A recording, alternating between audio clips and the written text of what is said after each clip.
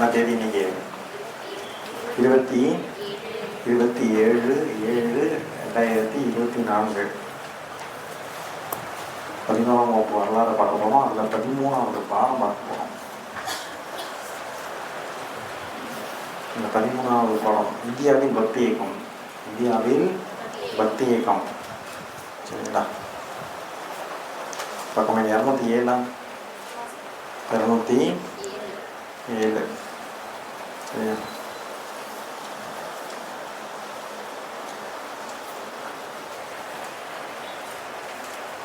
கண்டிப்பாக ஜென்ரல் தமிழ் தான் குரூப் ப்ரிலிம்ஸில் வந்து கிளியர் பண்ணால் ஒரு முக்கியமான ஃபேக்டாக இருக்க போகுது. அதனால் ஓல்டு ஸ்டூடெண்டாக இருந்தாலும் அவனுக்கு நன்றாகவே தெரிஞ்சிருந்தாலும் மறுபடியும் தமிழ் படி. சரி, நான் நியூ ஸ்டூடெண்ட்ஸும் ஏற்கனவே சொல்லியிருக்கேன், மேக்ஸிமம் உங்களுக்கு கவர் ஆகிட்டே வரும். அடுத்து நான் கண்டிப்பாக தமிழுக்கு தான் ஃபோக்கஸ் பண்ண போகிறேன். சரி, இது 75 மார்க்ஸ் தான் இருக்குது. இதெல்லாம் நம்ம குரூப் மெயின்ஸுக்கு கொஞ்சம் முன்னாடியே படிக்கிறோம். சரிதானா? அதனால் வந்து நான் அலட்சியம் தானே, தமிழ் தானே அப்படின்னா ஏற்கனவே படித்தவங்களும் அலட்சியமாக இருக்காங்கன்னா படிக்காதவங்களும் அலட்சியமாக இருக்கிறானா? சரிதானே?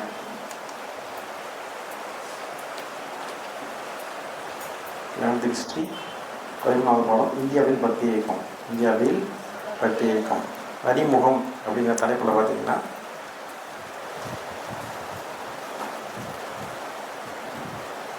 11வது வரியில் ஹரப்பாவில் தாய் தெய்வ வழிபாடு தொடங்குகிறது. ஹரப்பாவில் சரிங்களா? எக்ஸாம்பிள் கேட்ட கேள்வியாகவே இருக்கு. சரிதானே? ஹரப்பாவில் தாய் வழிபாடு தொடங்குகிறது. சிந்து வெளியில் கண்டெடுக்கப்பட்ட ஒரு சிற்பம் சிவன் என அடையாளம் காணப்பட்டுள்ளது. சிந்து வெளியில் ஒரு சிற்பம் கிடைச்சிச்சு. அது பார்த்தீங்கன்னா எது கண்டெடுக்க அடையாளம் காணப்பட்டதுன்னா சிவன். இவங்க சிவன். சரிதானா? இந்திரன், வருணன், அக்னி ஆகியோரை முக்கிய வேத கடவுள்கள் ஆவார். இந்திரன், வருணன், அக்னி. சில வர்ணனா வர்ண பகவான், வர்ண மழை பெய்வார் அப்படின்னு சொல்லுவாங்க. அப்புறம் அக்னி தெரியும். சிவன் விஷ்ணு வழிபாடு பின்னர் வளர்ந்தவனாகும். ஆரம்ப காலத்தில் பார்த்தீங்கன்னா இப்போ காலப்போல தொடக்க காலத்தில் வந்து கோவில்கள்லாம் இருந்ததா? வழிபாட்டு தலங்கிறதுக்கான சான்றுகள் நம்ம எதுவும் கிடையாது. தெய்வ வழிபாடு வந்து பின்பற்றினாங்க. சரிங்களா? மோகஜதாவில் வந்து அதரமான மங்கையின் சிலை கண்டெடுக்கப்பட்டது அப்படின்னு பார்த்தோம். ராகி கற்கி அங்கே பார்த்தீங்கன்னா ஒரு காணியை களஞ்சியம் வச்சு பார்த்தோம். சரிதானே? அந்த வகையில் இடத்தோடையும் தெய்வங்களை ரொம்ப அதிக வழிபட இது கிடையில இயற்கை தெய்வங்களை வழிபட்டார்கள். அதில் தான் அவங்களுக்கு சிவன், சரிதானா? இயற்கை தெய்வங்கள் வழிபட்டாங்க. இந்திரன், வருணன், அக்னி அவங்களாம் வந்து ஆரம்பத்தில் வழிபட்டார்கள் அப்படின்னு பார்த்தோம். அதுக்கப்புறம் தான் சிவன், உங்களுக்கு விஷ்ணு அவங்களாம் வழிபட ஆரம்பிக்கிறாங்க. புது ஆண்டுக்கு முந்தைய 1000 ஆண்டின் கிமு 1000 இடைப்பகுதியில் சிந்து கங்கை சமவெளியில் பௌத்தம், சமணம் இது மகத்தான மதங்கள் உருவாகின. கிமு 6ஆம் நூற்றாண்டை பொறுத்த வரைக்கும். சரிங்களா? 6ஆம் நூற்றாண்டா கிமு 600 அந்த வாக்கில் 501 அந்த 10 வயது நம்ம 501 வரைக்கும் 6ஆம் நூற்றாண்டு அப்படின்னு சொல்கிறோம். அந்த சமயத்தில் பார்த்தீங்கன்னா உங்களுக்கு பௌத்தமும் சமணமும் இருந்துச்சு. எதுவும் இருந்துச்சு? பௌத்தமும் சமணமும் இருந்துச்சு. பௌத்தமும் ஆசீவகம் போன்ற ஏனைய புறக்கோட்பாடு மதங்கள் போன்று இவை வைதிக வேத மத நடைமுறைகளை எதிர்த்தன. சரிங்களா? ஆசீவகம் எப்படி புறக்கோட்பாட்டு மதங்களை எதிர்த்ததோ அதுபோல் இவங்களும் வைதிக வேத மத நடைமுறைகளை எதிர்த்தனர். நிறையா சலங்கள் வேத மதத்தை பொறுத்த வரைக்கும் நம்ம கெஜூர் சாம் அதை பண்ண அப்படின்னு 4 வேதங்கள் இருக்குது. வேத காலத்தை பொறுத்த வரைக்கும் முன் வேத காலம், பின் வேத காலம்னு பிரிக்கிறோம். அந்த வேத காலங்களில் பார்த்திங்கன்னா நிறையா சடங்குகள். சரிங்களா? நிறையா சடங்குகள் வந்து என்ன பண்ணுவாங்க, அப்படியே எக்ஸ்பிளேஷன் கொடுக்கும்போது அப்படி பார்க்குறாங்க. வேத காலம் தெரிஞ்சுட்டு இருக்காங்க. நகைலாம் கண்டுபிடிச்சிங்களா? வேத காலத்தை பொறுத்த வரைக்கும் நிறைய சடங்குகள் செய்ய வேண்டியிருந்துச்சு. சரிதானே? அந்த சடங்குகள் வந்து தேவையற்ற சடங்குகளாகவும், சரிங்களா, ரொம்ப பொருள் விரயம், ஏற்படக்கூடியதாக இருந்துச்சு. மூட நம்பிக்கைகள் நிறைந்ததாக இருந்துச்சு. அந்த கோட்பாடுகளுக்கு எதிராக தான் உங்களுக்கு புத்தமும் சமணமும் தோன்றுச்சு. புத்தமும் சமணமும் தோன்றியது. இதை போலவே அடுத்த 3 வழி பாருங்க. இதை போலவே புது ஆண்டின் முதலாயிரம் ஆண்டின் இடைப்பகுதியில் நாட்டின் தென்பகுதியில் பக்தி இயக்கம் தோன்றியது. அதே சமயத்தில் உங்களுக்கு வட இந்தியாவில் தான் வந்து சமமும் பௌத்தமும் தோன்றியது. அது பரவச்சு. இந்தியாவில் பார்த்தீங்கன்னா உங்களுக்கு மதுரையிலாம் சமணர்கள் இருந்தால் சமண மதம் பின்பற்றப்பட்டது. குருப்பம் ஜெயகோஷ்டின்னு. காஞ்சிபுரத்தில் பௌத்தர்கள் இருந்தாங்க. காஞ்சிபுரத்தில் வந்து சமணர்களும் இருந்தாங்க. சரிங்களா? சமணர் காஞ்சி என்று அழைக்கப்பட்ட ஊர்.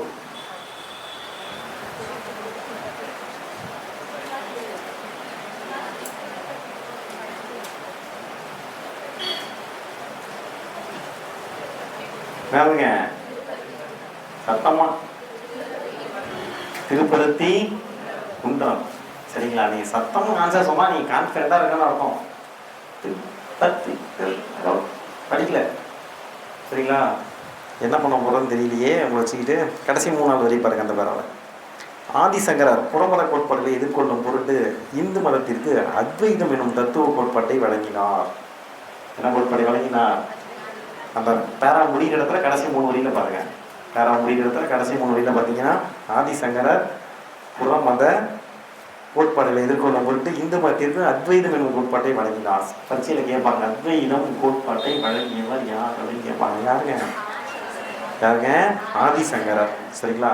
சங்கர் அத்தையை வையிறார் அப்படின்னு ஒரு ஷாப்டர் இருக்குங்க. சங்கர் அத்தையை வையிறார். சங்கர் அத்தையை வையிறார். சங்கர் அத்தையை வையிறார்.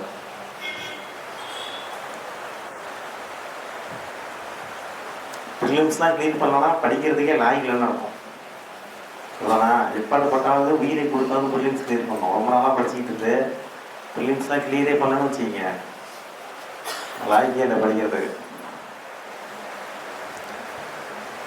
அடுத்து பாருங்க.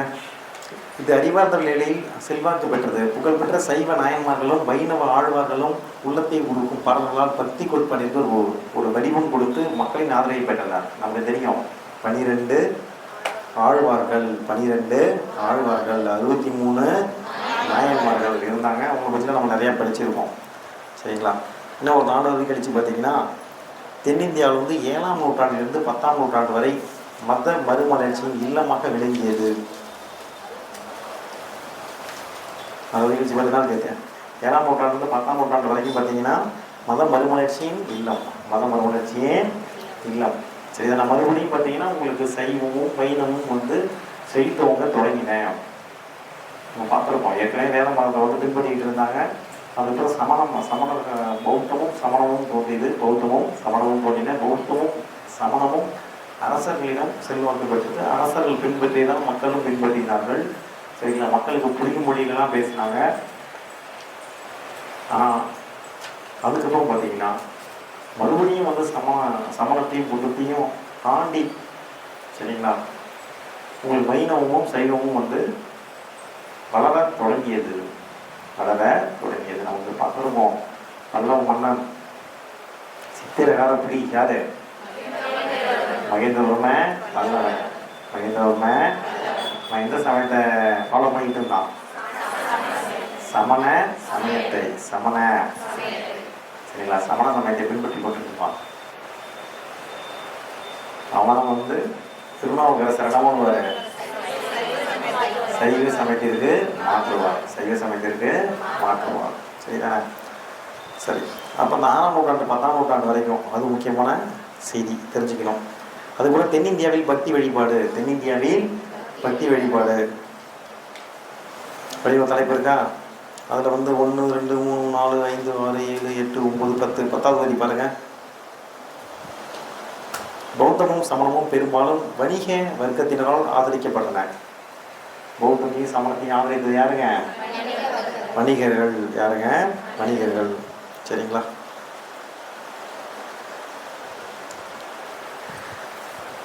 பௌத்தம் மற்றும் சமணத்தோடு மோதல். சரிங்களா? தலைப்பில் பார்த்தீங்கன்னா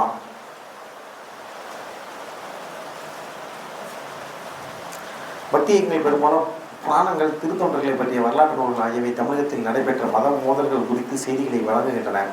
தேவாரமானது தேவாரம் பார்த்தீங்கன்னா அப்பர், தேவாரம் பார்த்தீங்கன்னா அப்பர், திருநாவுக்கரசர், சம்பந்தர், திருஞான சம்பந்தர், சுந்தரர் ஆகிய 3 நாள் எழுதப்பட்டது.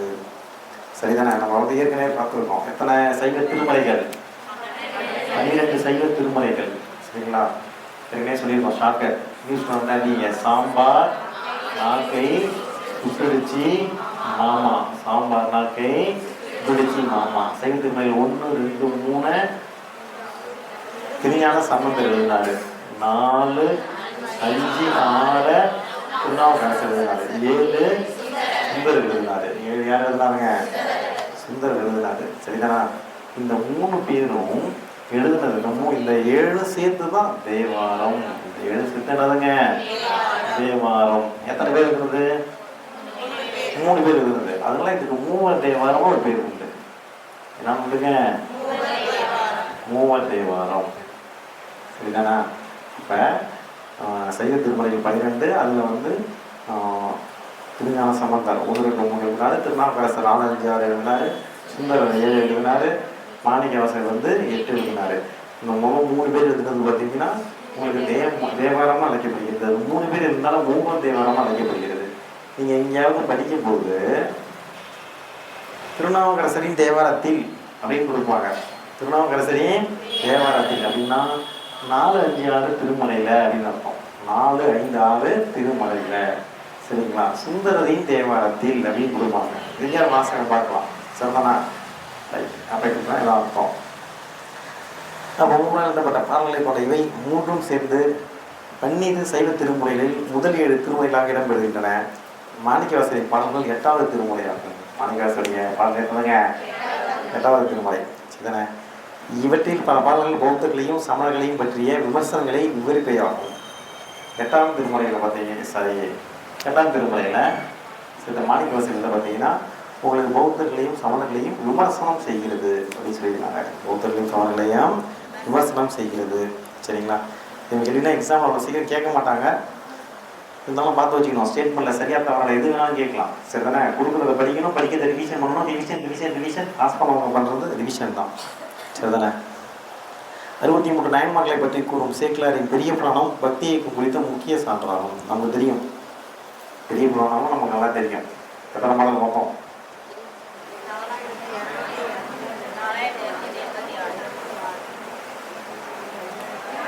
4286.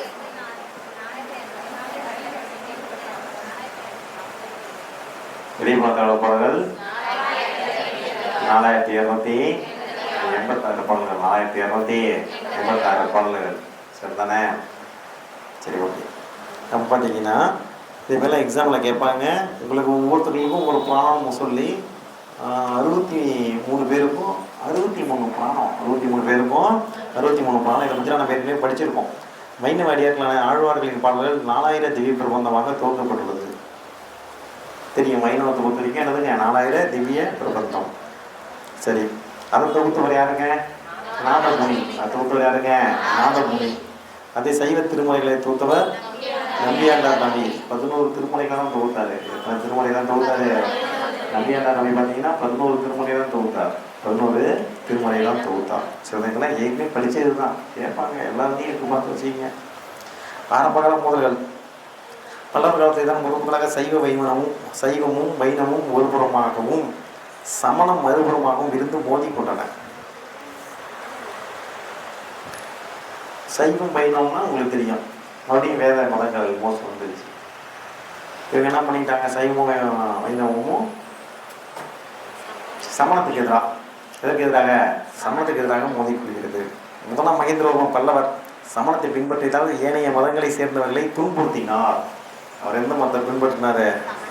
சமண சமயத்தை பின்பற்றினால மற்ற மதங்களை சேர்ந்தவர்களை துன்புறுத்தினார்.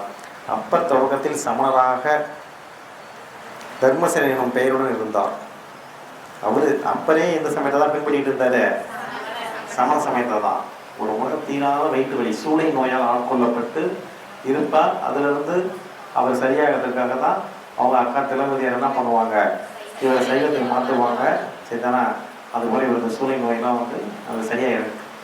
அதுக்கப்புறம் தான் அவர் அவரை வந்து என்ன பண்ணுவார், 3ஆம் மகேந்திரவர்மனை வந்து சமண சமயத்துலேருந்து சைவத்துக்கு மாற்றுவார். சரிதானே? அப்போ எக்ஸாம்பிள் கேட்கலாம், திருநாவுக்கரசர் சமணனாக இருந்தபோது அவருக்கு என்ன பேர் அப்படின்னு. என்ன பேருங்க? தர்மசேனர். என்ன பேருங்க? ஏற்கனவே படிச்சிருக்கோம். சரிங்களா?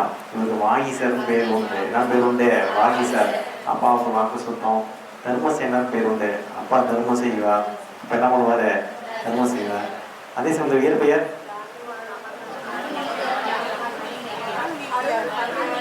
என்னதுங்க? அருள் நீக்கியார். இயற்பெயர் என்னதுங்க? அருள் நீக்கியார். அப்பா தான் இருள் நீக்குவார் அப்படின்னா ஷார்ட்கட்லாம் சொல்லிட்டு இருப்பேன். சரிதானே? ரைட்டு. அப்படி எல்லாம் பிரச்சனை இல்லை, தெரிஞ்சு வச்சிங்க பேர்லாம். இப்படி இளமை பெயர் திருநாவுக்கரசர் இளமை பெயர் என்ன? பரவாயில்ல, நிறைய கேள்விகள் கேட்டோம், ஆன்சராக ரெஃபர் பண்ண சொன்னோம். எப்படி ரெஃபர் பண்ணிக்க மாட்டீங்க நம்புகிறேன். என் நம்பிக்கையை காப்பாற்றாது. நன்றி. தொடர்ந்து பாருங்கள். ஒரு 4 வரி கழிச்சு பார்த்தீங்கன்னா, முடிவு மகேந்திரவர்மனை சைவ சமயத்திற்கு மாறிய போது பிரச்சனை முடிவுக்கு வந்தது. ஏற்கனவே மன்னர் வந்து ஒரு சமயத்தை ஃபாலோ பண்ணுறாரு, மற்றவங்களாம் வேறு சமயத்தை ஃபாலோ பண்ணும்போது பிரச்சனை வந்துடுச்சு. நீங்கள் என்ன பண்ணிட்டாரு? அவர் சமணராக இருக்கும்போது சைவத்தை வைணவத்தை பின்பற்றியவர்களாக இருந்தார். ஆனால் அவரே என்ன மாறிட்டாரு? சைவத்துக்கு மாறிட்டாரு. இப்போ ப்ராப்ளம் சால்வ். அப்போ பாருங்க, சம்பந்தர் இறையியல் வேதங்களில் சமணர்களை வென்றதால் தோற்று போன சமணர்கள் கழுவில் ஏற்றப்பட்டனர்.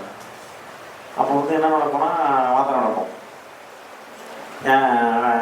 நம்ம வந்து என்னுடைய மதம் வந்து எப்படி சொல்கிறது, என்னுடைய மதம் எப்படி சொல்கிறது அப்படின்னு வந்து உங்களுக்கு வாதங்கள்லாம் முன்ன வைப்பாங்க.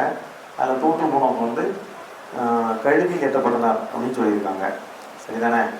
அடுத்து பாருங்க, மூன் பாண்டியன் எனவும் அறியப்பட்ட மாரவர்மன் அரிய சரி சைவத்திலிருந்து சமணத்திற்கு மாறிய பின்னர் சம்பந்தருடைய செல்வாக்கால் மீண்டும் சைவரானார்.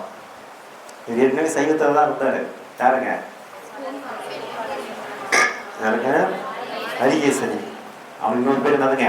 கூன் பாண்டியன். இன்னொரு பேர் என்னதுங்க? கூன் பாண்டியன். அவன் ஏற்கனவே யார் தான்? சைவர் தான். அவர் சமணத்துக்கு போகலாம்.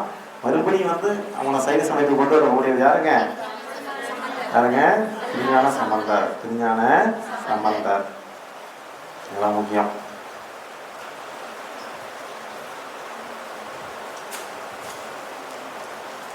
அது மட்டும் இல்லாமல் ஒரு சைவ கதையின்படி சைவத்திற்கு திரும்பிய பின்னர் சமணர் பலரை என்ன பண்ணார்? மதுரை மாவட்டத்தில் உள்ள சம்பந்தம் அப்படிங்கிற ஊரில் வந்து கொள்ளுங்க அப்படின்னு ஆணைப்பிரேத்தாலும் தெரிகிறதுன்னு போட்டுருக்காங்க. அவங்க ஊர்லாம் இருக்கா? Right, okay. தொடர்ந்து கவனிங்க. சைவ சித்தாந்தம் போன்ற தத்துவ ஆய்வு நூல்கள் பௌத்த சமண தத்துவ மோதல்களை விரிவாக விளங்குகின்றன. சைவ சித்தாந்தம்னு ஒரு நூல், சைவ சித்தாந்தம் அப்படின்னு ஒரு நூல். அந்த நூலை பொறுத்த வரைக்கும் பௌத்தத்துவம் பௌத்த சமண தத்துவ மோதல்களை விரிவாக விளங்குகிறது அப்படின்னு சொல்லியிருக்காங்க. வேற என்ன சொல்லியிருக்காங்க?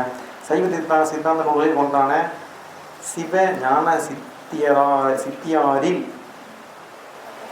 பரப்பக்கம் என்ற பெயரில் தனி பிரிவொன்றுள்ளது. அது பௌத்த சமண வாதங்களை முற்றிலுமாக எதிர்க்குகிறது. சரிங்களா? சிவஞான சித்தியாருடைய பரப்பக்கம், சிவஞான சித்தியாருடைய பரப்பக்கம் அதில் பார்த்தீங்கன்னா பௌத்தத்தி சமணத்தை எதிர்த்தது அப்படின்னு சொல்லியிருந்திருக்காங்க.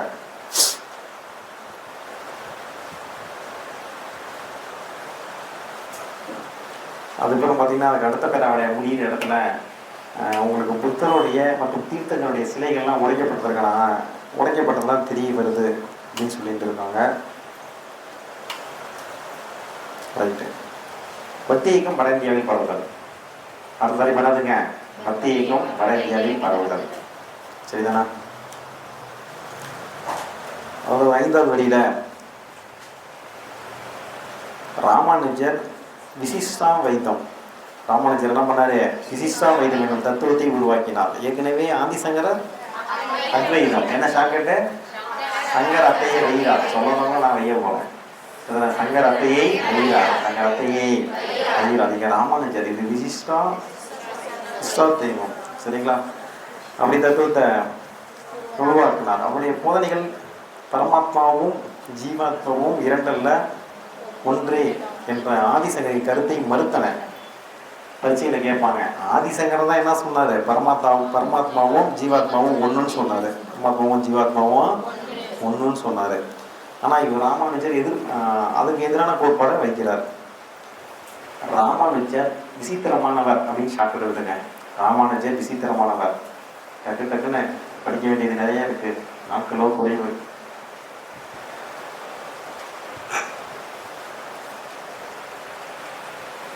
சரிதானே? ராமானுஜர் எப்படிப்பட்டவர்? விசித்திரமானவர்.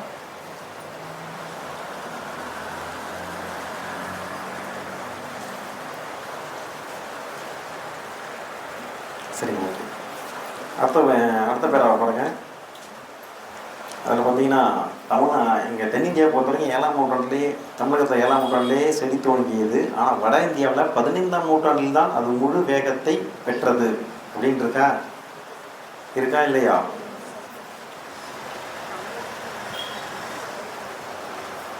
அதுக்கு அடுத்த பேராவில் துருக்கிய படையெடுப்போடு கூடிய இஸ்லாமின் வருகை வேத மதங்களுக்கும் குருமார்களுக்கும் பெரும் சவாலாக திகழ்ந்தது. 14ஆம் நூற்றாண்டின் இறுதியில் இஸ்லாம் இந்தியாவின் பல பகுதிகளில் பரவியது. துருக்கிய படையெடுப்புறம் பார்த்தீங்கன்னா உங்களுக்கு இஸ்லாம் வந்துட்டாங்க. நிறைய பேர் இஸ்லாம் மதத்தை பின்பற்றுவார்கள், எல்லாம் மாற்றப்பட்டார்கள் அப்படின்னா செய்திகள்லாம் படிச்சுட்டு இருக்கோம்.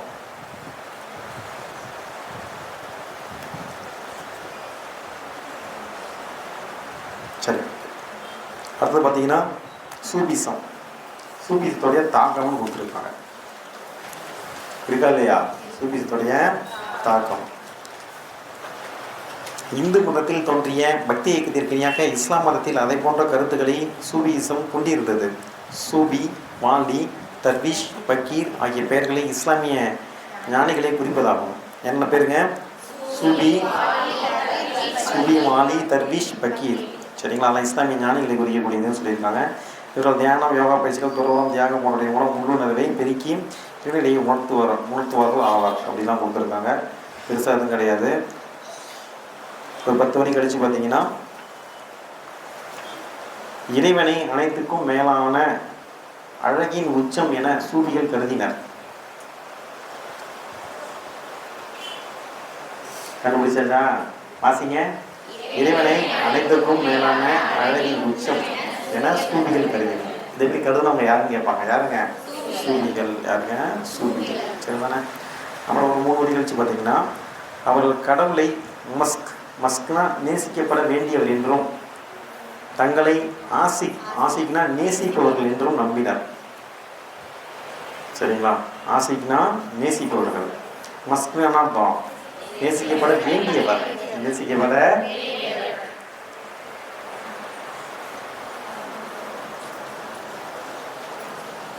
ஆசைக்கு நேசிப்பவர்கள்.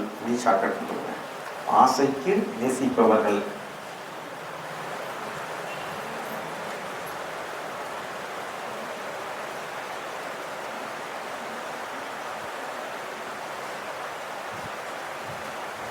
ஆசைக்கு நேசிப்பவர்கள்.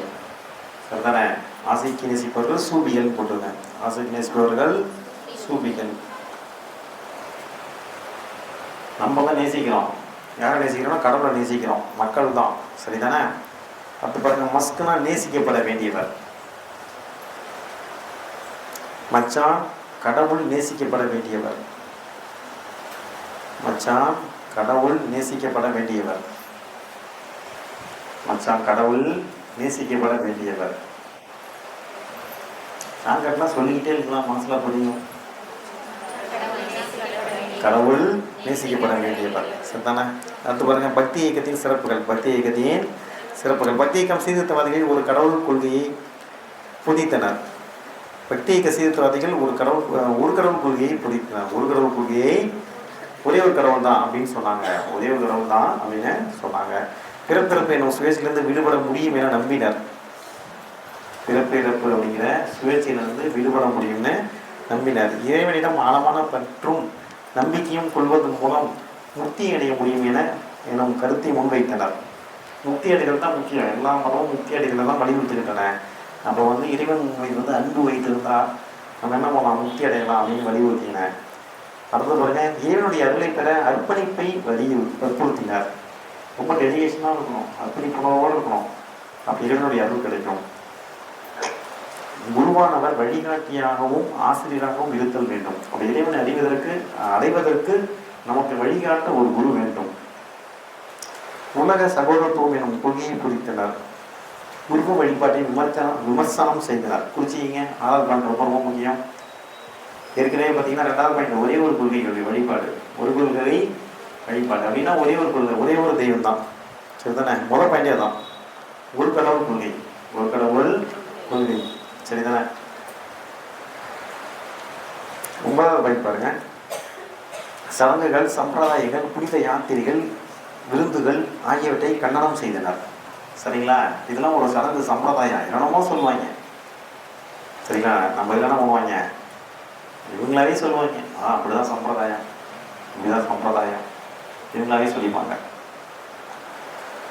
சடங்குகள் சம்பிரதாயங்கள். சரிங்களா?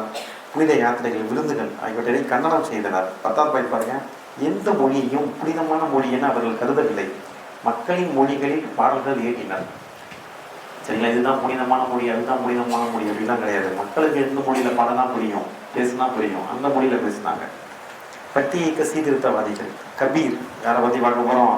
கபீர். எப்படி படிச்சிருக்கீங்களா? கபீரை பத்தி எங்க படிச்சீங்க? 7th படிச்சிருக்கீங்க. சரிதானே? சொல்லுங்க, கபீர் பத்தி சொல்லுங்க. 4-5 பாயிண்ட் சொல்லுங்க. எத்தனாம் நூற்றாண்டு? 15ஆம் நூற்றாண்டு. அப்புறம் இங்க இருந்து பாடத்தா சொல்றீங்க? அதுதான் சொல்லுவேன். ஒரு கடவுள் கொடுப்பாரு. அதை பக்தி இயக்கனாவே ஒரு கடவுள் கொடுப்பாரு. First point. இது நல்லா இருக்கு. வேற ஏதாவது? சரி கவனிங்க. கபீர். ஏன் நீங்களாம் அப்படி சைலண்ட்? சரிதானே? கபீர் இடைக்கால இந்தியாவின் மிக முக்கியமான பண்பாட்டாளமையாக கபீர் கருதப்பட்டார். புனிதங்கள் என கருதப்பட்டவற்றை கேள்விக்குறியாக்கும் அவருடைய பாடல்கள், சடங்குகள், சம்பிரதாயங்களை கேள்விக்குறியாக்கி கடவுள் எங்கும் நிறைந்திருக்கிறார் என்ற கருத்தை முன்வைத்தன. கடவுள் எங்கும் இருக்கிறார் அப்படின்னு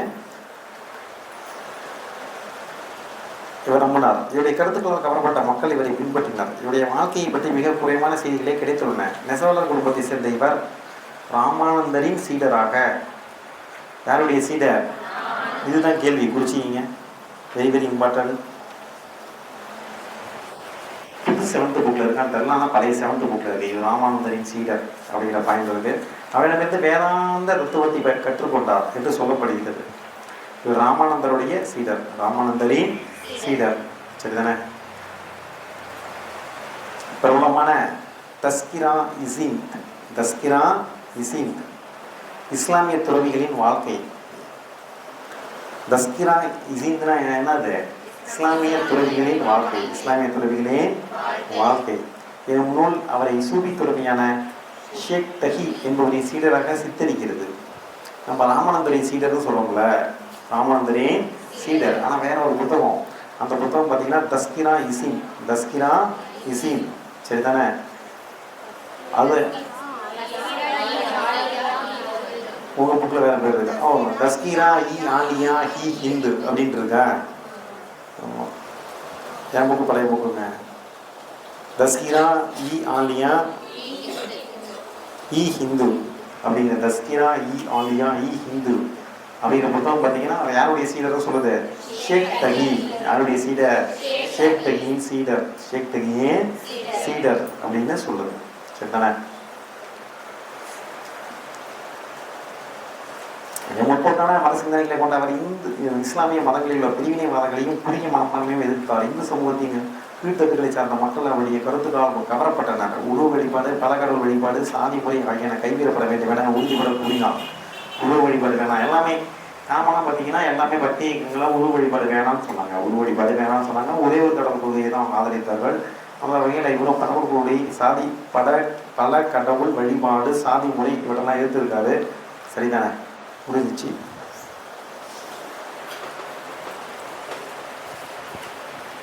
நீங்கள் கபீரை பொறுத்த வரைக்கும் இவர் இந்து மதத்தோடைய இதையும் எடுத்துருப்பாரு, இஸ்லாமியதையும் எடுத்திருப்பாரு. யாராவது உங்களை கொடுத்துருக்காங்களா? புரியலையா? ஓகே. கபீரை பொறுத்த வரைக்கும் பார்த்தீங்கன்னா உங்களுக்கு அவர் அதனாலதான் அவருக்கு ராமானந்தருடைய சீடர்னு சொல்றாங்க, ஷேக் தகி, ஷேக் தகி அவருடைய சீடரும் சொல்றாங்க. ஷேக் தகி அப்படின்னு அவருடைய சீடர்னு இவரு சொல்றாங்க. சரிதானே? அடுத்து பாருங்க, ரவிதாஸ் பார்க்கலாமா?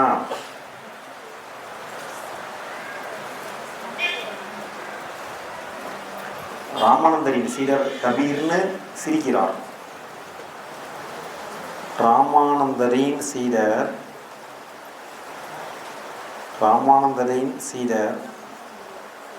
கபீர்னு சிரிக்கிறார்.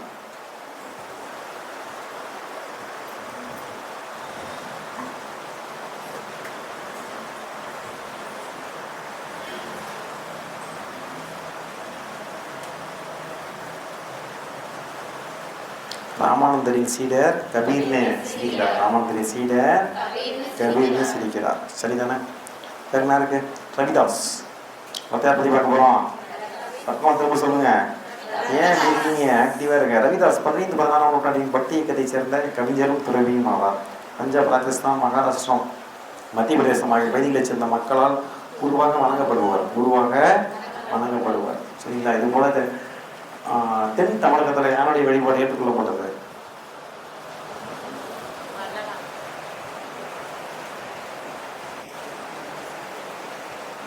வரலாறு தப்பு. வேற நான் தென் தமிழகத்தில் ஒரு வழிபாடு ரொம்ப வரலாறு ஏற்றுக்கவே இல்லை அப்படின்னு சொல்லல. இருந்தாலும் தென் தமிழகத்தில் நம்ம மிகவும் ரொம்ப ஃபேமஸானது.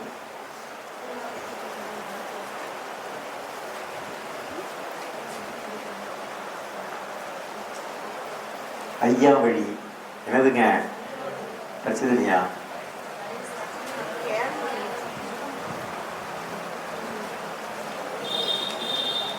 சரிங்களா? எழுதிக்கிங்க. தென் தமிழகத்தை பொறுத்த வரைக்கும் ஐயா வழி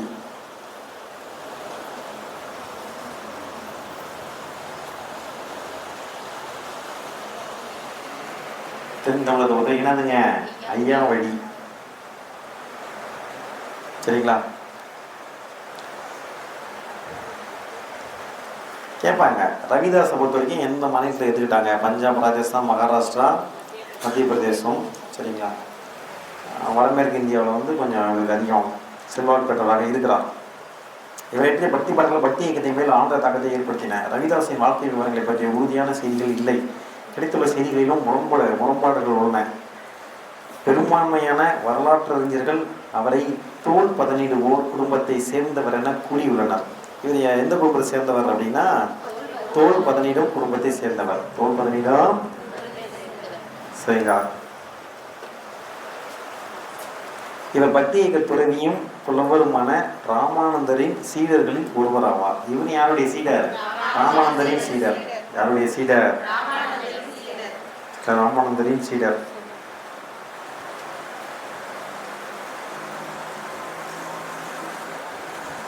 சரி, ஓகே. ராமானந்தரின் சீடரை வரும். சீக்கியரின் மத பாடல்களில் ரவிதாசரின் பாடல்கள் இடம்பெற்றுள்ளன. அதே சமயத்தில் சீக்கியர்களுடைய பாட்டிலையும் பார்த்தீங்கன்னா இவருடைய பாட்டு இடம்பெற்றிருக்குன்னு சொல்லியிருக்காங்க. ரவிதாசருடைய பாட்டு சாதி அடிப்படையிலான சமூக பிரிவுகள், ஆண்கள் சமத்துவமின்மை ஆகியவற்றிற்கு எதிராகவும் பேசினார். ஆன்மீக விடுதலை பெறும் முயற்சியில் ஒற்றுமையை ஊக்குவித்தார். அதனால் என்ன சொல்லியிருக்காரு? ஆன்மீக வேறுபாடெல்லாம் இருக்கக்கூடாது அப்படின்னு சொல்லியிருக்கார். குருநானக் அடுத்து யாரை பற்றி படிக்க போகிறோம்? குருநானக் மிகப்பெரும் அமைப்பின் செல்வாக்கு மிக்க துறவி ஆவார். அவரால் நிறுவப்பட்ட சீக்கிய மதம் அவருடைய ஐயப்பாட்டிற்கு அப்பாற்பட்ட பண்பாட்டு ஒற்றுமையை சிந்தனையை பறைச்சாற்றுகிறது. ஒரு கடவுள் கோட்பாட்டை கொண்ட சீக்கிய மதம் கடவுள் ஒருவரே என்ற கருத்தையும், சரிங்களா, சீக்கிய மதம் என்ன சொல்லுது? கடவுள் ஒருவரேன்னு சொல்லுது. கடவுள் ஒருவரே அப்படின்ற கருத்தையும் ஒழுக்க நெறிகளையும் தவறாமல் பின்பற்ற வேண்டும் என்பதையும் வலியுறுத்தி கூறியது. 2 நூற்றாண்டுகளில் 10 சீக்கிய குருக்களின் தலைமையில் சீக்கிய மதம் பஞ்சாப் முழுவதும் விரிவடைந்தது. சரிங்களா? எத்தனை சீக்கிய குருக்கள் இருந்தாங்கன்னு கேட்பாங்க. எத்தனை சீக்கிய குருக்கள் இருந்தாங்க? 10 பேர். எத்தனை பேருங்க? 10 பேர். சரிங்களா? நீங்கள் முகலாயர்கள் பற்றி படிக்கும் போது பார்த்துருப்பீங்க. சரிங்களா? முகலாயர்கள் என்ன பண்ணுவாங்க? சீக்கிய குருக்களை கொண்டுடுவாங்க. சீக்கிய குருக்கள் என்ன பண்ணுவாங்க? கொண்டுடுவாங்க. சரிங்களா. 10வது குருக்கு போனால் குரு வைக்கல அவங்க. 10வது குருக்கு என்ன பண்ணல, குரு வைக்கல. எதனா ஏன்னா மொதல் குரு வந்து என்ன பண்ணிட்டாங்க, கொண்டுடுறாங்க. சரிங்களா. ரைட்டு. தொடர்ந்து பார்த்தீங்கன்னா மக்களை ஈர்த்தது. சீக்கிய மத போதனைகள் வலிமை வாய்ந்த சமூக உணவை ஏற்படுத்தின. காலத்தில் நிலவிய அரசியல் சூழல், மூலாய பேரரசுடன் பகைமையை உருவாக்கி அடக்குமுறைக்கு வழிவகுத்தது. இதில் குருக்களின் உயிர் தியாகத்தில் முடிந்தது. அவன் கொண்டுட்டாங்க, என்ன பண்ணிட்டாங்க, கொண்டுட்டாங்க. அதனால தான் உயிர் தியாகத்தை முடிந்தது. குரு கோவிந்த் சிங் சீக்கிய மதத்தின் கடைசி குரு ஆவார். எக்ஸாம்ல கேட்பாங்க, குரு கோவிந்த் சிங் சீக்கிய மதத்தின் கடைசி குரு. சரிங்களா. கடைசி குருனா 10வது குரு. எத்தனாவது குரு? 10வது குரு. முதல் குரு குருநானக். முதல் குரு யாருங்க?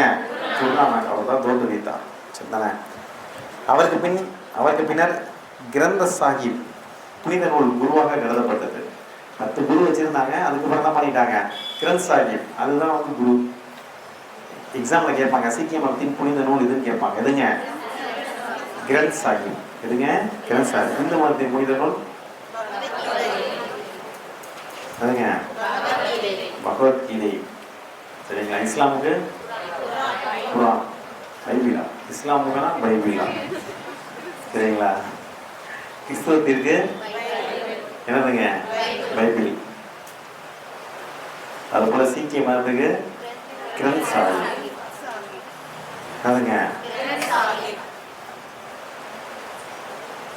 ஜொராஸ்ட்ரியத்துக்கு ஜெட் அவஸ்தா. ஜொராஸ்ட்ரியத்துக்கு ஜெட் அவஸ்தா. சரிங்களா. ரைட்டு. குருநானக்கின் போதனைகள் ஆதி கிரந்தம் ஆகும்.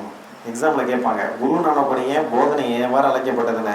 ஆதி கிரந்தம். ஆதி கிரந்தம். ஆதினா முதல்னு அர்த்தம். அவர் தான் முதல் குரு. சரிங்களா. கிரந்தம்னா கிரந்த் சாஹிப் பேர் இல்லைங்களா. இவருடைய போதனைகள் வந்து கிரந்தம்னு அழைக்கப்பட்டது. எவ்வாறு கிரந்தம் அழைக்கப்பட்டது? ஆதி கிரந்தம், முதல் அப்படின்ட்டு. ஏனைய சீக்கிய குருக்களின் போதனைகளும் ராமானந்தர், ராமதேவர், கபீர், ஷேக் பரீத் போன்ற பக்திய கவிஞர்களின் சுபிதரின் போதனைகளும் ஆதி கிரந்தத்தோடு சேர்த்து குரு கிரந்த் சாஹிப் எனப்படுகிறது. புரியுதாங்க.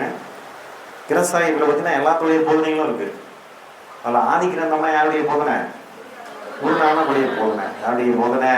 குருநானக்குடைய போதனை. ராமானந்தர், ராமதேவர், கபீர், ஷேக் பரீத் அவங்களுடைய போதனைகளும் இருக்கு. சரிதானே. அடுத்து பாருங்க சைத்தன்யர். அடுத்து யாரை பற்றி பார்க்க போகிறோம்? சைத்தன்யர். சரிதானே. பக்தி இலக்கிலேருந்து எப்போதும் குருப்பனில் கேட்பாங்க. பெரும்பாலும் கேள்வி குருப்பனும் வர வாய்ப்பு இருக்குது. குருப்பன் ஸ்டாண்டர்டில் தான் குரூப் 2 கொஸ்டின் இருக்கும். குரூப் ஸ்டாண்டர்டில் தான் குரூப் 2 கொஸ்டின்ஸ் இருக்கும். சரிதானா. இந்த 75 மார்க்ஸு அதில் 45, 50, 55 அதை கூட எடுத்துட்டிங்கன்னா, ஒரு 55லாம் எடுத்துட்டிங்கன்னா கன்ஃபார்மாக வந்து ப்ரிலிம்ஸ் கிளியர் பண்ணிடலாம். அடுத்து பாருங்க சைத்தன்யர் 1485 to 1533. இதேமாதிரி காலத்தெல்லாம் கேட்கலாம். இப்போ ரீசெண்டாக கூட கேட்டாங்களா இல்லையா? குருப்பண்ணில் கேட்டாங்க. பத்துக்களை கேட்டாங்க. குருப்பண்ணில் பார்த்தீங்கன்னா உங்களுக்கு ராஜாராம் மோகன் ராய், ஜோதிரா பூலே அவங்களுடைய காலத்தை வந்து பொறுத்து சொல்லியிருந்தாங்க. அதுபோல் சைத்தன்யருடைய காலம் பார்த்தீங்கன்னா 1485 to 1533.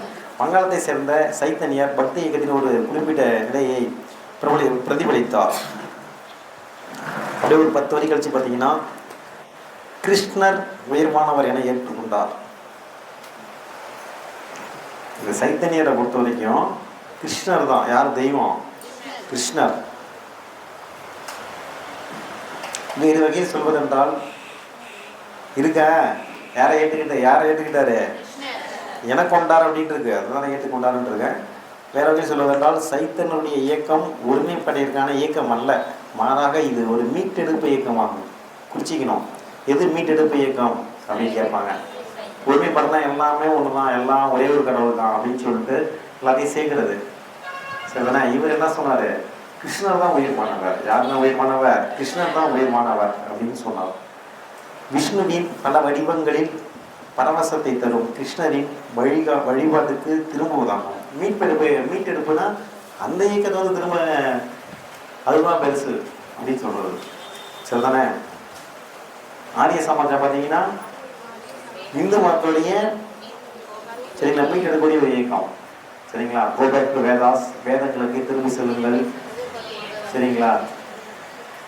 இந்தியாவே வந்து சிறந்த நிலம், இந்துக்களே சிறந்த மக்கள் அப்படின்லாம் வந்து கருத்துக்களை கொண்டிருந்தது தான் இது ஆரிய சமாஜம்.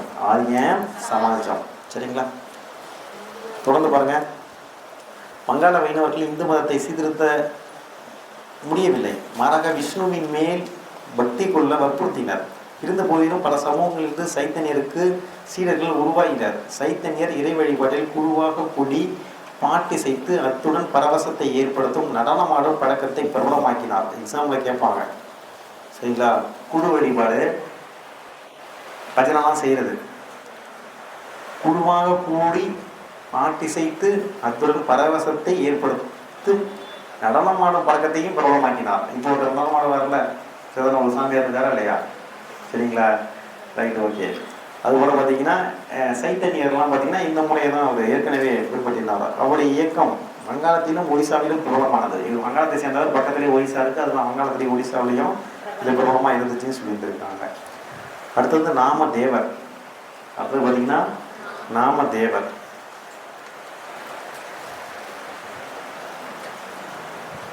இருக்கா? மகாராஷ்டிராவில் சதாரா மாவட்டத்தில் நரஸ் மாமணி என்னும் கிராமத்தில், நரஸ் மாமணி அப்படிங்கிற கிராமத்தில் தையல் கலைஞரின் மகனாக பிறந்த நாமதேவர் ஜனதேவர் என்னும் துறவியினால் ஈர்க்கப்பட்டு பக்தி இயக்கத்தில் பங்கெடுத்தார். நாமதேவருடைய குரு யாருங்க? ஜனதேவர். நாமதேவருடைய குரு யாருங்க?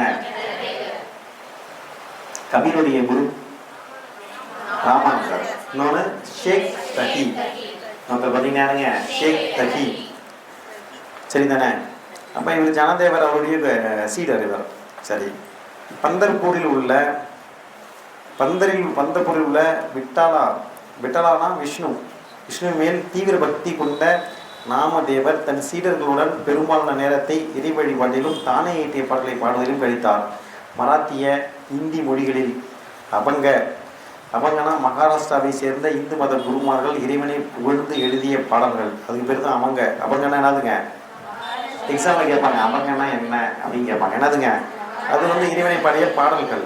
மகாராஷ்டிராவில் இருக்க இந்துக்கள் பாடின பாடல்கள் என்று அழைக்கப்பட்ட பாடல்களை எழுதினார். அவர் பஞ்சாப் வரை பயணம் மேற்கொண்டார். பஞ்சாபிலும் அவருடைய போதனைகள் பிரபலமாயின. பின்னர் அவை குரு கிரந்தத்தில் சேர்க்கப்பட்டன. ஏற்கனவே படித்தோமா இல்லையா? குரு கிரந்தம் பார்த்தீங்கன்னா வெறும் உங்களுக்கு சீக்கிய மதத்தை சேர்ந்தவர்கள் மட்டும் சொன்னதெல்லாம் கிடையாது, மற்றவங்க சொன்ன கருத்துக்களும் இருக்குது. சரிங்களா? பஞ்சாப் வரைக்கும் போயிருக்காரு, அதெல்லாம் பார்த்து வச்சுக்கணும். முழுமையான இதயத்தோடு இறைவனை வணங்குங்கள், மதப்பணி சார்ந்த வாழ்வை வாழுங்கள், உறுதியான பக்தியுடன் அனைத்தையும் இறைவனிடம் அர்ப்பணியுங்கள் என்பனவே அவருடைய செய்திகளின் சாரம். இதெல்லாம் கொடுத்துருக்காங்க. சரிதானா? அடுத்து பார்க்கலாமா? அடுத்து பார்த்தீங்கன்னா ராமானந்தர். சைத்தன்யர் மாதவாச்சாரியாரின் வேதாந்தத்தில்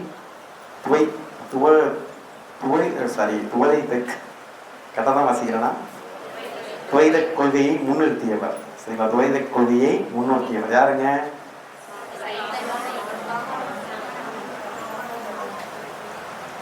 தத்துவபதியை சேர்ந்தவர். ராமானந்தர் ராமானுஜரின் கொள்கையை ஏற்றுக்கொண்டவர். யாருடைய கொள்கையை ஏற்றுக்கொண்டவர்? சரிங்களா?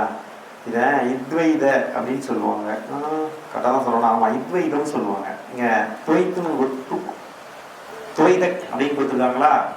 இதை பழைய புக்கில் பார்த்தீங்கன்னா இத்வைத என்ன கொடுத்துருப்பாங்க? ஆமாங்க.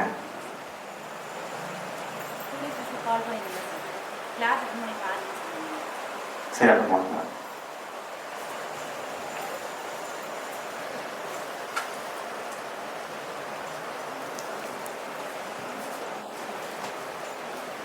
அப்புறம் உங்க பக்கத்தில் உட்கார வச்சுங்க. புக்கு இருக்கா? பேப்பருக்கு இல்லையா? உங்கள்கிட்ட இருக்காமா? புக்கு இருக்க பக்கத்தில் உட்காருங்க. முன்னாடி சத்யா பக்கத்தில் உட்காருங்க. அவங்கள்ட்ட இருக்கா? யார்ட்டையும் இல்லை. மொபைல் வச்சுருக்கீங்களா? நீங்கள் அவங்க பக்கத்தில் உட்காருங்க. பழைய புக்கில் பார்த்தீங்கன்னா இத்வைதமும் கொடுத்துருப்பாங்க. என்ன கொடுத்துருப்பாங்க? இத்வைதம் அப்படின்னு கொடுத்துருப்பாங்க. அதான் இங்க என்ன கொடுத்துருக்காங்க? துவைதக் அப்படின்னு கொடுத்துருக்காங்க. என்ன கொடுத்துருக்காங்க? அத்வைதம்னா சரிங்களா? சங்கர் அத்தையை வயிறான்னு சொன்னோம். சங்கர் அத்தையை வயிறார். சரிங்களா? அடுத்து வந்து பார்த்தீங்கன்னா வேற என்ன சொன்னோம்? ராமானுஜர் வந்து சரிங்களா விசிஷ்டா வைகம். என்னதுங்க? விசிஷ்டா வைகம். இதுதான் எக்ஸாம்ல கேட்பாங்க, பொறுத்துக்கு மாதிரி கேட்பாங்க, ஏற்கனவே கேட்டிருக்காங்க.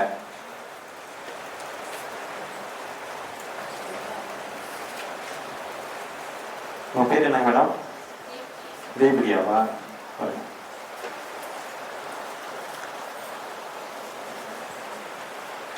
சரிதானே? என்ன சொல்றீங்க? விசிஷ்டா வைகம். விசிஷ்டா வைகம், இத்வைதம் அதுதான், அல்லது சரிங்களா துவைத அப்படின்னு கொடுத்துருக்காங்க. அத்வைதம் பார்த்துருக்கோம். அது என்ன பார்த்துருக்கோம்? அத்வைதம் பார்த்துருக்கோம். சரிதானே? வேற என்ன இருக்கு? ராமானந்தர் பொறுத்த வரைக்கும் சைத்தன்யர் மாதவாச்சாரியாரின் வேதாந்தத்தில் இத்வைத கொள்கையை முன்னிறுத்தியவர். இத்வைத கொள்கையை முன்னிறுத்தியவர். ஷார்ட்கட் எழுதுங்க.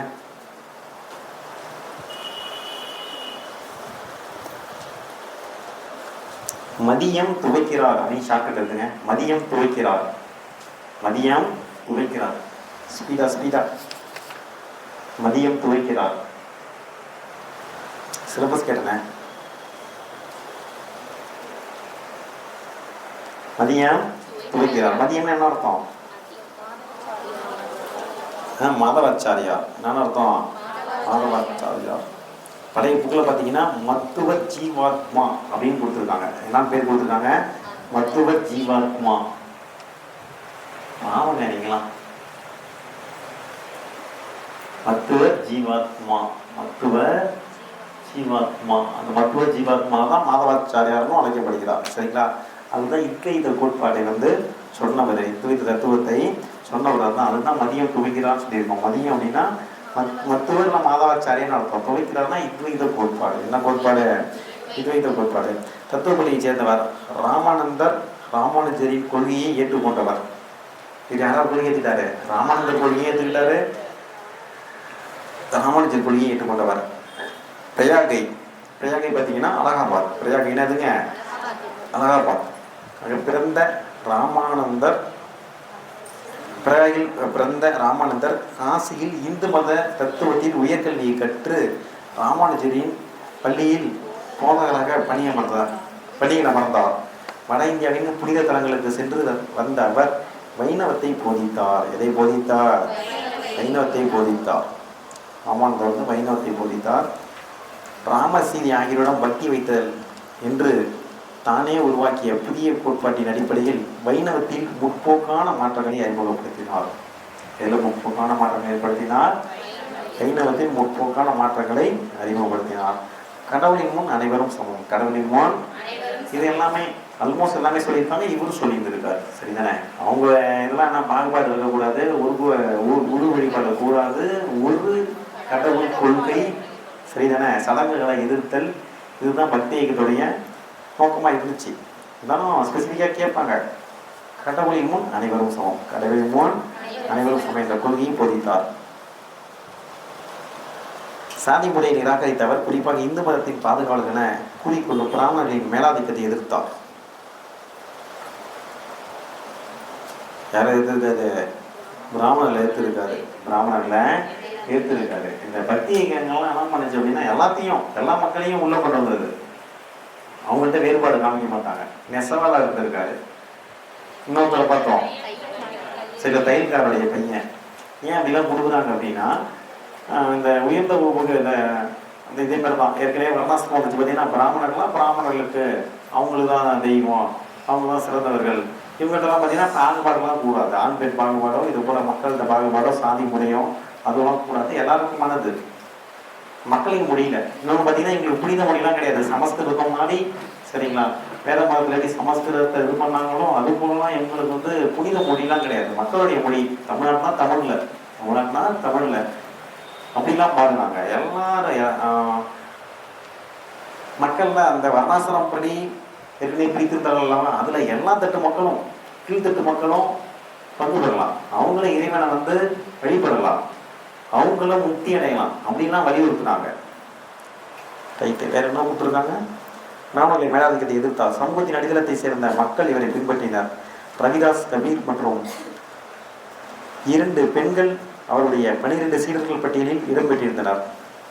ராமானந்தருடைய சீடர்லாம் பார்த்தீங்கன்னா யாருங்க?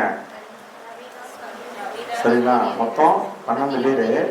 அதில் ரவிதாஸ் கபீர்லாம் குறிப்பிடத்தகுந்தவர்கள். 2 பெண்கள் வேற இருந்தாங்க. அதே மாதிரிலாம் கேள்வி கேட்கலாம், எத்தனை பெண்கள் இருந்தாங்க அப்படிலாம் கேட்கலாம். பிராந்திய மொழியான இந்தியில் தனது கொள்கைகளை போதித்தவர்களில் முதலாமவர் ராமானந்தரே. எக்ஸாம்பிள் கேட்கலாம். இல்லை, இந்தி வேற சமஸ்கிருதம் வேற, இந்தி வேற சமஸ்கிருதம் வேற. ஆனால் இந்தி மொழியில முதல்ல வந்து யார் போதனைகளை சொன்னா அப்படின்னா யாருங்க? ராமானந்தர். யாருங்க?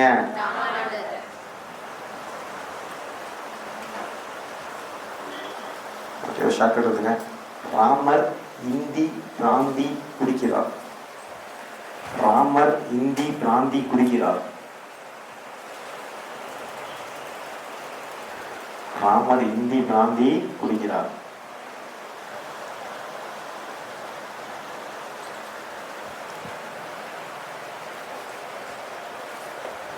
ராமர் இந்தி பிராந்தி. ராமர் தான். இந்தினா இந்தி மொழி, பிராந்தினா பிராந்திய மொழி. சரிங்களா, குடிக்கிறார் அப்படின்னா சும்மாதான், அது அர்த்தம் கிடையாது. அர்த்தம் பாருங்க, வேற என்ன இருக்கு? இதை காரணமாகவே அனைத்து தரப்பு மக்களாலும் அறியப்பட்டவர் ஆவாங்க. சரிதானே? இப்போ நீங்கள் சமஸ்கிருதம் போயிட்டீங்கன்னா பிராமணர்களுக்கு தான் பிராமணர்களுக்கு உரியது அப்படின்ட்டு அவங்கள கடவுள்கிட்ட டேரக்டாக அந்த மொழி தான் பேசுவாங்க அப்படின்ற கருத்து. ஆனால் இவர் வந்து இந்தி மொழியில் இது பண்ணனால எல்லா மக்களும் வந்து ஏற்றுக்கிட்டாங்க அப்படின்னு சொல்லியிருந்திருக்காங்க. வேற என்ன சொல்லியிருந்திருக்காங்க? இதன் காரணமாக அனைத்து மக்களும் அறியப்பட்டவர். அவருடைய சீடர்கள் மிதவாதிகள் முற்போக்கர்கள் என 2 பிரிவாக பிரிந்தனர். எப்படி பிரிஞ்சாங்க? மிதவாதிகள் முற்போக்கர்கள். மிதவாதிகள் முற்போக்கர்கள். சரிங்களா? துளசிதாசரை உள்ளடக்கிய முற்போக்கு பிரிவினர் இந்துக்களும் முஸ்லீம்களும் ஏற்றுக்கொள்ளும் வகையில் புதிய சிந்தனைகளை உருவாக்க பெருமை இல்லையா? சரி, ஓகே, விட்டுருங்க. மீராபாயா? சரி, ஓகே. மீராபாய் அதை யாராவது படிக்கலாம்? மீராபாய் படிக்கலாம். 1498 1546 இயர்லாம் இவங்க கேட்க வாய்ப்பு இருக்குது, பார்த்து வச்சுக்கணும். சரிதானே? மீராபாய் ராஜஸ்தானில் கேட்பாங்க, ஊர் கேட்டுருக்காங்க, என்ன ஊரில் பிறந்தாங்க அப்படின்னு. குறிப்பாக ராஜஸ்தான் ஸ்டேட் கேட்டிருக்காங்க. மீராபாய் ராஜஸ்தானில் மேர்தா மாவட்டத்தில் குத் என்னும் ஊரில் பிறந்தார். என்ன ஊரில் பிறந்தாங்க? குத் அப்படிங்கிற ஊரில் பிறந்தார். ராஜஸ்தானில் மேர்தா மாவட்டத்தில், சரிங்களா, குத் அப்படிங்கிற மாவட்டத்தில் பிறந்தார்.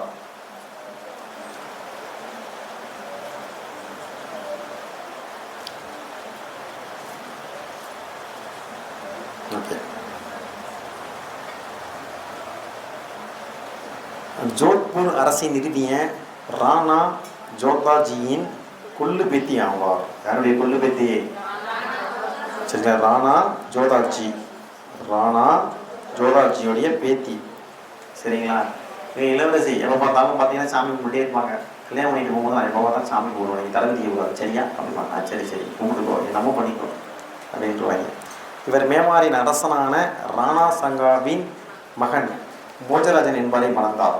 யாரை மணந்தாரு? போஜராஜன் என்பவரை மணந்தார்.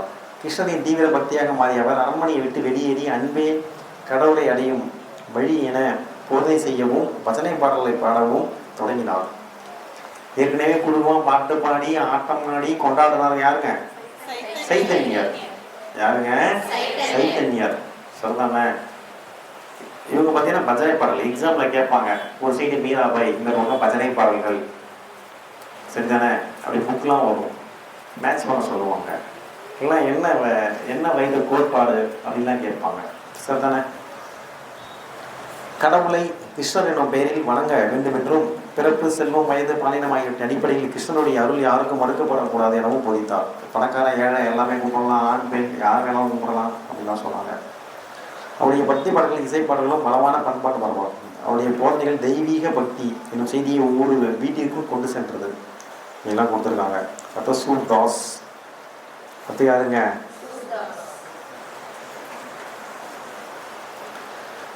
ஒரு ஷார்ட்கட் போடுங்க. மீராபாய் ராஜாவை குத்தினார். மீராபாய் ராஜாவை குத்தினார். மீராபாய் ராஜாவை குத்தினார்.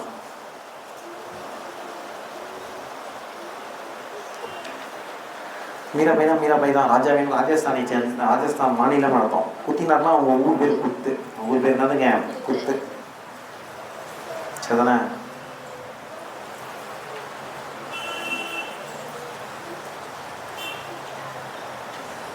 மீரா பஜனையில் பாடினாள்.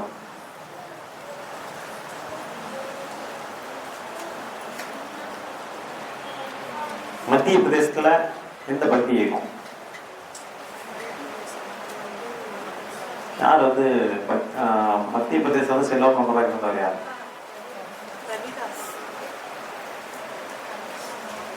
பார்த்து சொல்லுங்க. எந்தெந்த மாநிலம்? பஞ்சாப், ராஜஸ்தான், மகாராஷ்டிரா, மத்திய பிரதேசம். இவ்வளவுதான் குஷி. இதே மாதிரி தான் கேட்பாங்க. உங்களுக்கு பஞ்சாப் வரையும் சென்று போதனைகளை பரப்பியவர். அவருடைய போதனைகள் வந்து கிரந்த் சாஹிப்ல இருக்கு. யாருங்க? நாமதேவர். நாமதேவரின் குரு யார்? ஜனதேவர். கொடுறீங்க சார், கொடுறீங்க. இப்பதாங்க படிச்சோம். சரிதானே? எல்லாம் வகுப்பெல்லாம் ஆர்வத்தோட கவனிங்க. தானே மைண்ட்ல உட்காந்துரும். அக்பரின் அவையில் இடம்பெற்றிருந்த சூர்தாஸ் ஆக்ராவின் பார்வை திறனற்ற பாடகன் என பலராலும் அறியப்பட்டவர். சரிங்களா? சூர்தாஸ். அடுத்து யாரை பத்தி படிக்க போறோம்? சூர்தாஸ். சரிங்களா? அவருக்கு வந்து கண் பார்வை கிடையாது. என்ன கிடையாது? கண் பார்வை கிடையாது. என்ன ஊர் சேர்ந்தவர்னா ஆக்ரா. என்ன ஊருங்க அவரு? ஆக்ரா. என்ன ஊருங்க? ஆக்ரா. சூர்தாஸ் டில்லி சுல்தானியார் காலத்து வைணவ போதகரான வல்லபாச்சாரியாரின் சீடர் ஆவார். யாருடைய சீடர்? வல்லபாச்சாரியார். யாருடைய சீடர்? வல்லபாச்சாரியார். அவர் வந்து வைணவத்தை வந்து போதித்தவர். எதை போதித்தவர்? வைணவத்தை போதித்தவர். சைதன்யர் கிருஷ்ணர், அதுவும் வைணவம் தான். மீராபாய் அவங்களும் வைணவம் தான். அவங்களும் தான் வைணவம் தான். சரி, ஓகே. வைணவம் தான். வல்லபாச்சாரியோடைய சீடர் வல்லபாச்சாரியார். சரிங்களா? புஸ்தி மார்க்கத்தை, என்ன மார்க்கம்? புஸ்தி மார்க்கத்தை, அருள் பாதையை நிறுவியர் ஆவார். சூர்தாஸ் அன்பெனும் மதத்தையும் தனிப்பட்ட கடவுளிடம் பக்தி கொண்டிருப்பதையும் போதித்தார். கடவுள் கிருஷ்ணரை குறித்து இந்தி மொழியில் குணபூர்வமான பாடல்களை இயற்றினார். முதல்ல இந்தி மொழியில பாடினவர் யாருங்க? ராமானந்தர். ஷார்ட் டைம் மெமரியா மறந்துடுங்க. 5 நிமிஷம் 10 நிமிஷம்ல இப்பதானே படிச்சோம். ஷார்ட்கட் வேற சொன்ன. ஷார்ட்கட்.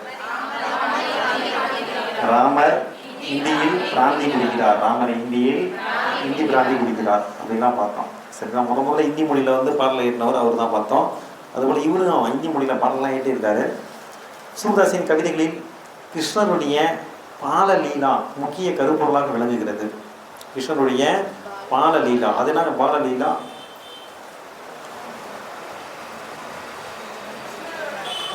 கிருஷ்ணருடைய குழந்தை பருவத்தை பத்தி. சரிங்களா? கிருஷ்ணனுடைய குழந்தை பருவம். சரிங்களா? பாரத் அப்படின்லாம் பார்த்துருக்கோம். சரிங்களா? இளமை காலத்தை பொறுத்தது. இளமை காலத்தை குறிக்கக்கூடியதான் பாலகர்த வார்த்தை. அவருக்கு கிருஷ்ணர் தெய்வீகமானவர். அவரை பொறுத்தளவில் காதல் என்பது உணர்வுபூர்வமான கருப்பொருளாகும்.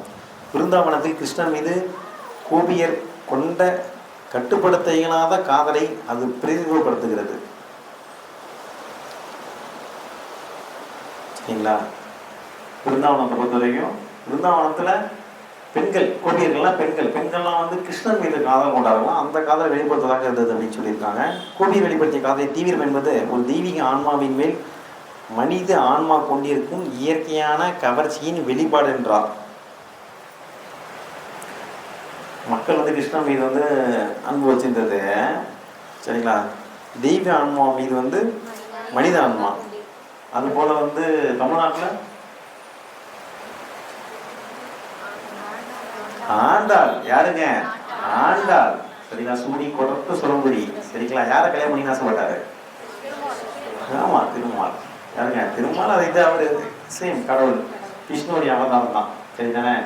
அப்போ வந்து பார்த்தீங்கன்னா அதே போல மக்கள் வந்து தெய்வ ஆன்மாவை வந்து மனித ஆன்மா கொண்டிருந்த காதல் கவர்ச்சின்னு சொல்லியிருக்காங்க. அடுத்து பாருங்க, சூர் சரவல்லி. சைத்திய லகிரி ஆகியன இவருடைய முக்கிய படைப்புகளாகும். இதெல்லாம் யாருடைய படைப்பு? சூர்தாஸ். யாருடைய படைப்பு? சூர்தாஸ். வாசிங்க. சூர் சரவணி. சூர்தாஸ் பேரு, இவர் பேரு. அந்த ரெண்டு புக்கு பேரையும் சூர்னு வருது. சரிதானே? அப்ப எக்ஸாம்பிள் ஆபீஸா என்ன கேட்பாங்க? ஓகே. சைத்திய லகிரி. உங்க புக்ல சாகித்ய லகிரின்னு இருக்கு. உங்க புக்ல எப்படி இருக்கு? சாகித்ய லகிரின்னு இருக்கு. உங்க புக்ல எப்படி இருக்குது? சாகித்ய லகிரின்னு இருக்கு. சரிதானே?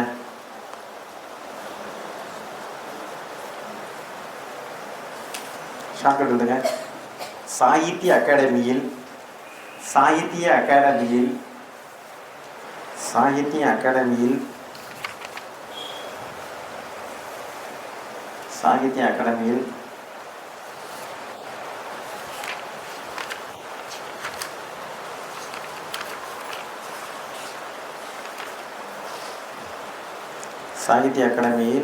சரிதானே?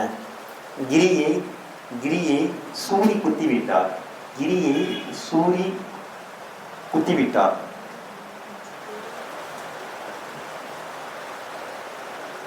சாகித்ய அகாடமியில் கிரியை சூரி குத்திவிட்டார்.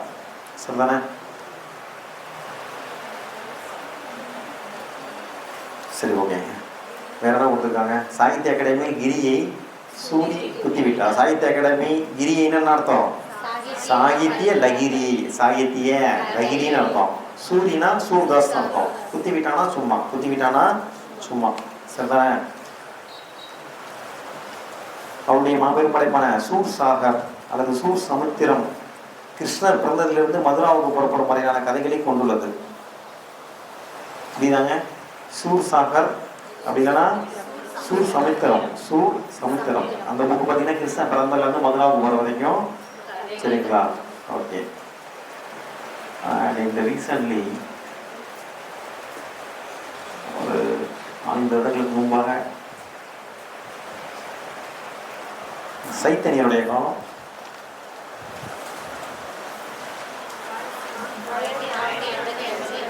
1485 1533 ஓகே. எக்ஸாக்டாக ஒரு இயர் மறந்துட்டேன். அந்த அப்போ என்ன பார்க்கணும் அப்படின்னா, இவர் மதுராவுக்கு யார்? சைத்தன்யர் வந்து மதுராவுக்கு போயிட்டு 500 வருஷம் ஆச்சு. 2018 நம்ம எனக்கு சரியாக ஞாபகம் இருக்குல்ல. சரிதானே? அதை வந்து இப்போ கரெக்டாக பேசுகிற நியூஸாக வந்துச்சு. எக்ஸாம் கேள்வியாக கேட்டிருந்தாங்க. நான் திரும்ப உங்களை செக் பண்ணிட்டு சொல்கிறேன். சரிதானே? இப்போதைக்கு சாகித்ய லகிரி அப்படின்னு தெரிஞ்சுக்கணும். சூர் சாகர் தெரிஞ்சுக்கணும். சூர் சாகர்ங்கிறது கிருஷ்ண பிறந்ததுலேருந்து மதுரா போகிற வரைக்கும் சொல்லக்கூடியது. சரிதானே? வேற என்ன? துகாராம். அடுத்து யார் இருக்காங்க? துகாராம் 1608ஆம் ஆண்டு மகாராஷ்டிராவில் புனேவுக்கு அருகே ஒரு கிராமத்தில் பிறந்தார். மகாராஷ்டிராவில் புனே பக்கத்தில் பிறந்தார். சத்ரபதி சிவாஜி, ஏக்நாத், ராம்தாஸ் போன்றோரின் சமகாலத்தவர். தன்னுடைய சமகாலத்தவர் சத்ரபதி சிவாஜி. அவர் யாரு? சிவாஜி யாரு? மராட்டிய மன்னன். சரிதானே? எப்ப பதவி ஏற்றுக்கிட்டார்?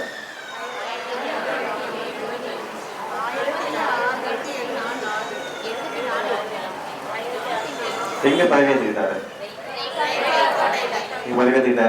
ரேகார்ல பதவி ஏற்றுக்கிட்டாரு. அவருடைய சமகாலத்தவர் தான் துகாராம்.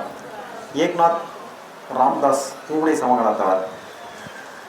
தொடக்கத்தில் வழியாக இருந்த இவர் பின்னர் தனக்கு பிரியமான கடவுளான பந்தர்பூர் விட்டாலானா விஷ்ணு. சரிதானே? அவருடைய புகழை பாடும் பாடல்களை பாடுவதில் நேரத்தை செலவிட்டார். துகாராம் வடிவமற்றவர் கடவுள் என நம்பினார். விஷ்ணு வழிபடுறாரு, வடிவமற்றவர் கடவுள்னு சொல்றாரு. சரிதானே? ரைட்டு. அவரை பொறுத்தளவில் உலக நடவடிக்கைகள் ஆன்மீக இன்பத்தை தூக்க முடியாது என கூறினார். வேத வேள்விகள், சடங்குகள், புனித பயணங்கள், உரு வழிபாடு ஆகியவற்றை நிராகரித்தார். அதானே? உங்களுக்கு வந்து பக்தி இயக்கமே என்ன பண்ணுது? இது எல்லாத்தையும் நிராகரிக்குது. கடவுள் பற்று, மன்னிக்கும் மனப்பாங்கு, மன அமைதி ஆகியவற்றை போதித்தார். சமத்துவம், சதத்துவம் ஆகிய செய்திகளை பரப்பினார். இந்து முஸ்லீம் ஒற்றுமையை ஏற்படுத்த முயன்றார்.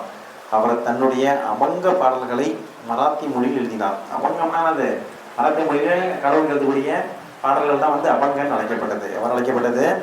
அபங்க அப்படின்னு அழைக்கப்பட்டது. சரிதானே? இப்போ வல்லபாச்சாரியார் அவர் எந்த மார்க்கத்தை சேர்ந்தவர்?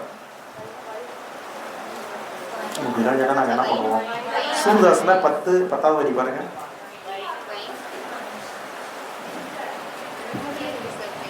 சரிங்களா? சூர்தாஸ்ல 10வது வரி வாக்கில் வல்லபாச்சாரியார் குஸ்தி மார்க்கம். என்ன மார்க்கம்? குஸ்தி மார்க்கம். சரிதானே? இருக்கா இல்லையா? சூர்தாஸ் எங்க இருக்கு? சூர்தாஸ் எங்க இருக்கு? கண்டுபிடிச்சாச்சா? சொல்லுங்க, வாசிங்க. வல்லபாச்சாரியார் எந்த மார்க்கத்தை? எந்த மார்க்கம்? குஸ்தி மார்க்கம். புஷ் வலிமையானவர். சார்ஜ் புஷ் அப்படின்னு ஒருத்தர் இருந்தார்ல, யார் அவர்? அமெரிக்காவே முன்னாள் அதிபர். அமெரிக்காவே முன்னாள் அதிபர். சரிதானே? Charge push. அதுபோல புஷ் வந்து வலிமையானவர். புஷ் வந்து வலிமையானவர்.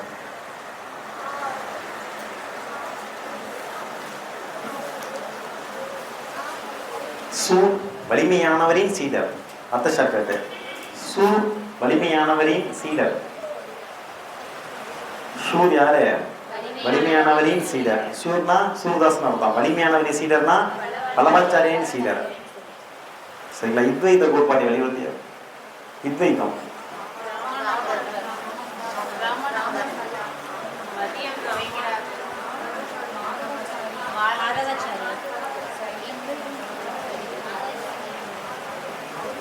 இத்வைதம் யாருங்க? யாருங்க? மாதவாச்சாரியார். அதுக்கு இன்னொரு பேரு மத்துவர் ஜீவாத்மா. மத்துவர் என்ன ஷார்ட்கட்டு? மதியம் துவைக்கிறார். காலையில வகுப்புக்கு வந்துடுவார், மதியம் துணி துவைப்பார். சரிங்களா? மதியம் துவைக்கிறார். சரிங்களா? மதியம். ஐயோ பாவம்.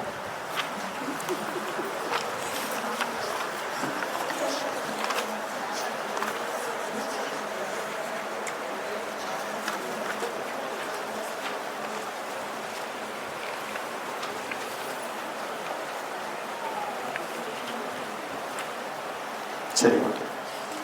அடுத்த படம் பார்க்கலாமா?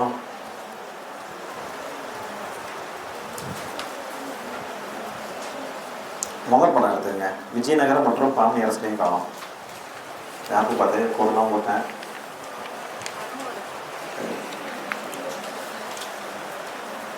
மாமணி விஜயநகர அரசுகள் இருக்கா?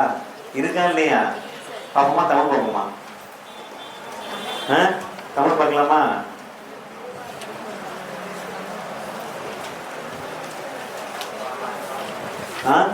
மாமணி விஜயநகர அரசுகள். மாமணி விஜயநகர அரசுகள். ஓகே, பார்க்கலாம்.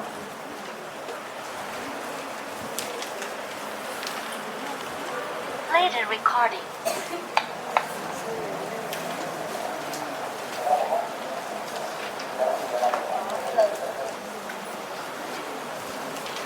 தீபக் எப்போ ஸ்டார்ட் பண்ணுறது?